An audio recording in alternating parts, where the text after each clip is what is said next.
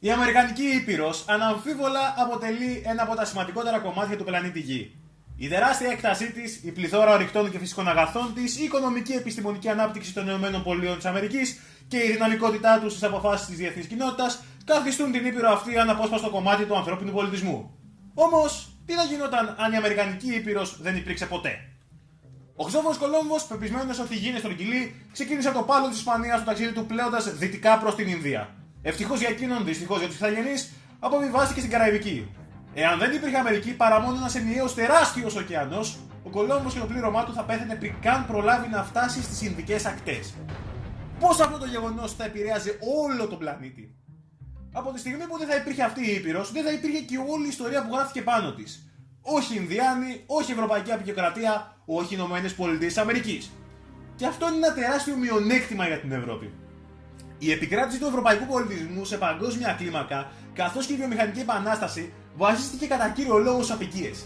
Η σύγχρονη δημοκρατία βασίστηκε τόσο στη διακήρυξη ανεξαρτησίας των ΗΠΑ, όσο και στη Γαλλική Επανάσταση.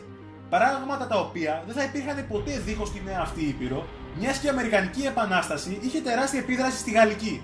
Θα εξηγήσω όμως σε άλλο βίντεο γιατί. Χωρίς τη Γαλλική Επανάσταση δεν θα υπήρχε ποτέ ο Ναπολέον και αντίστοιχα δεν θα πραγματοποιούταν ποτέ η συγχώνευση των βασιλείων της Γερμανίας σε μια μεγάλη ευρωπαϊκή υπερδύναμη.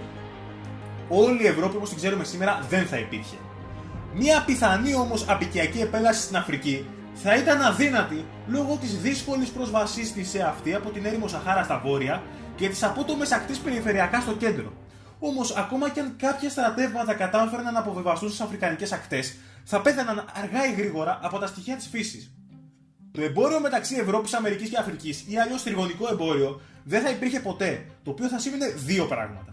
Πρώτον, δεν θα υπήρχε ζήτηση σκλάβων για φοιτίες, άρα το δουλεμπόριο της Αφρικής θα ήταν ανύπαρκτο. Δεύτερον, η Κίνα θα εξελισσόταν σε μια τεράστια παγκόσμια οικονομική υπερδύναμη. Εξηγώ.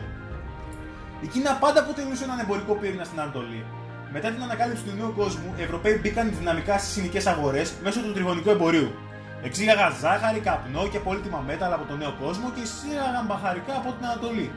Χωρίς τα αγαθά από την Αμερική, η Κίνα αποκλείεται να δέχονταν εμπόριο με τους Ευρωπαίους και θα κρατούσε ισχυρό το μονοπόλιο της στην Ασία. Με τον απικιακό ανταγωνισμό μεταξύ των αυτοκρατοριών της Ευρώπης, υπήρξε ανάγκη για καινοτομία, ούτως ώστε ο κάθε λαός να αποκτήσει πλεονέκτημα έναντι των υπολείπων. Αυτό το Bras de Fer έφερε τη βιομηχανική επανάσταση. Μια επανάσταση που, αν δεν ξέσπαγε ποτέ, θα καθυστερούσε κατά πολύ την τεχνολογική πρόοδο που απολαμβάνουμε σήμερα τουλάχιστον κατά 200 χρόνια.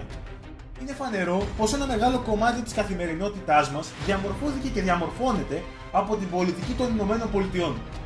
Μιλώντας για έναν κόσμο που δεν θα υπήρχαν ΗΠΑ, η ανθρωπότητα συμφωνούμε όλοι πως θα μπορούσε να κινηθεί προς άπειρες κατευθύνσεις. Τι πιστεύετε εσείς πως θα γινόταν αν δεν υπήρχε Αμερικανική Ήπειρος? Γράψτε μου στα comment.